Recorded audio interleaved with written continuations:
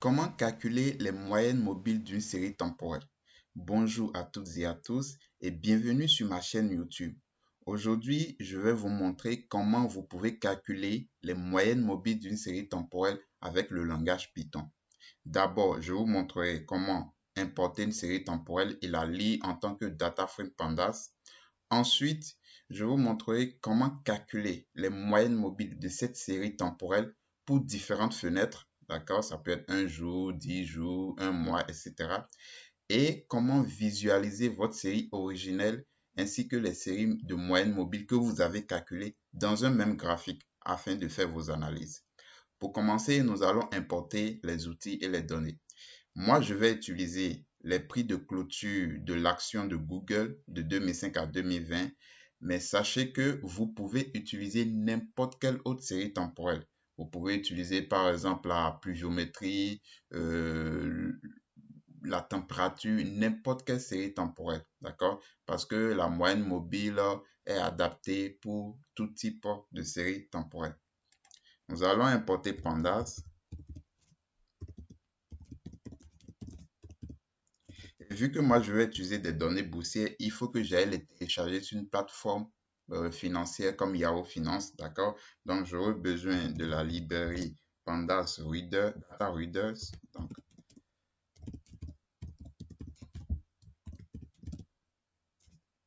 j'aurai besoin spécifiquement de la fonction Data Reader, d'accord? Et pour finir, je vais importer la librairie et le module Pplot de Matplotlib.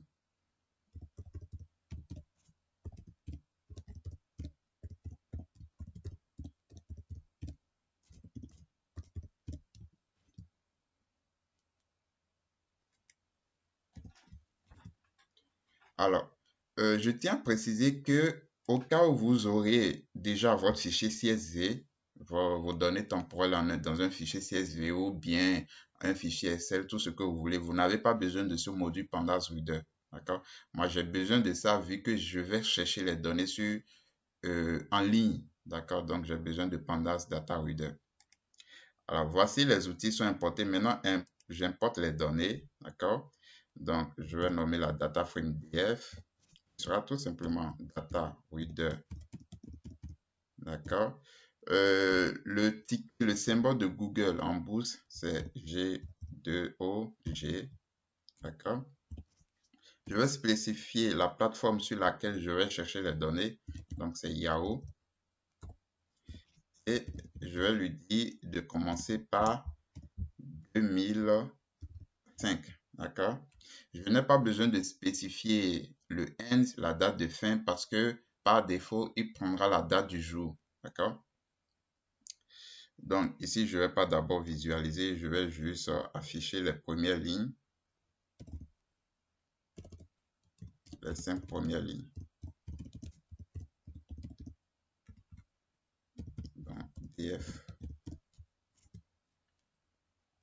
Voilà, vous voyez, vous avez les données à l'ouverture, les prix à l'ouverture, le prix maximum atteint dans la journée, le prix de clôture, le volume d'actions négociées. Donc, ça, ce sont des données journalières, d'accord? Et la variable qui nous intéresse vraiment ici, c'est la variable close, qui est le prix de clôture.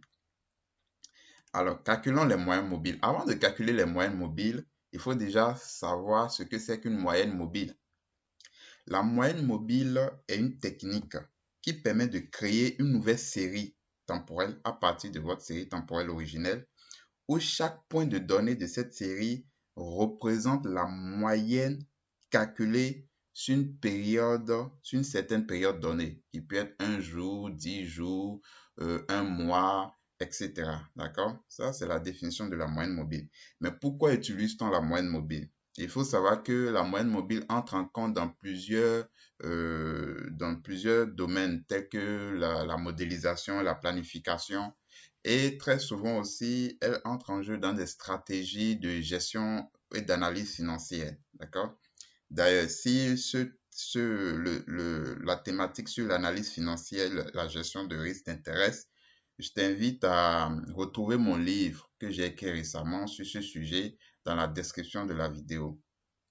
Et tu peux aussi regarder mes vidéos de formation sur la playlist Stock Price Analysis sur ma chaîne YouTube, dont tu peux trouver le lien en haut à droite de l'écran. Alors, commençons par calculer nos moyennes mobiles. Déjà, nous allons créer une nouvelle colonne, d'accord, qui va s'appeler par exemple Moving Average 50, d'accord, et on va calculer les moyennes mobiles de la variable close, d'accord, le prix de clôture. Donc, DF close. Et pour le faire, on utilise la méthode rolling qui prend en argument la fenêtre sur laquelle vous voulez calculer les moyennes mobiles. Ici, on veut sur 50 jours. Donc, chaque 50 jours, on fait la moyenne. Donc, 50. Et vu que c'est la moyenne mobile, on applique la méthode point min. Ce n'est pas plus compliqué que ça. D'accord? Et sur 100 jours, comme vous vous en doutez, la seule chose qui va changer, c'est le 100 dans rolling. Donc, ici, je nomme ça LA Moving Average 100. Et ici, je mets juste 100. D'accord? Et j'exécute. Donc, mes moyennes mobiles sont calculées. Et il faut que je les visualise parce que là, je ne les vois pas. Donc, il faut que je les visualise. Alors, je vais représenter les variables close. D'accord? Donc, le prix de clôture de l'action. Les variables que je viens de générer, MA50 et MA100. D'accord? Et pour passer ce graphique, c'est très simple. Je fais dfvar .plot, d'accord? Et de façon optionnelle, je peux signifier la taille de mon graphique. Donc, je vais mettre 8, 5 pour que ça soit plus grand. Donc, voici votre graphique. Donc, en mettant point virgule ici, je vais supprimer ça. Donc, je vais supprimer.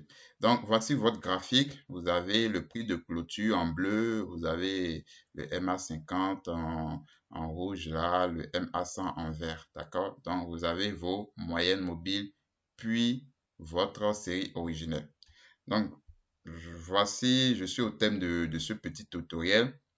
Je tiens à préciser que j'ai écrit un livre intitulé Analyse financière et gestion des risques avec Python, application à la création et à l'optimisation des portefeuilles.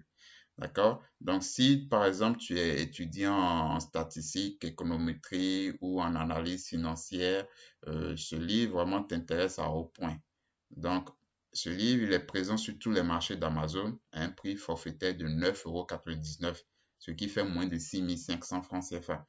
Et à travers ce livre, tu apprendras beaucoup de choses très pratiques.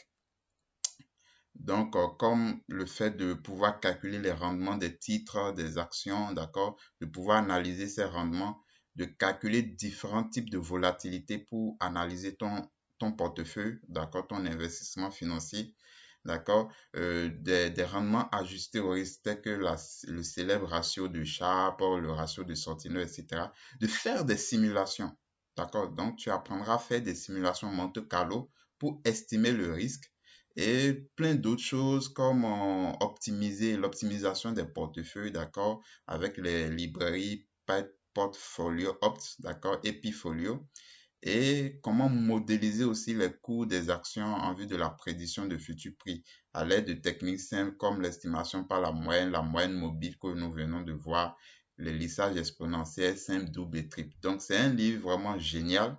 C'est pas parce que je l'ai écrit que je dis ça comme ça, mais c'est en fonction des retours positifs que j'ai eu par rapport à ce livre. Donc, je mettrai le lien d'achat dans la description de la vidéo et tu peux t'en procurer.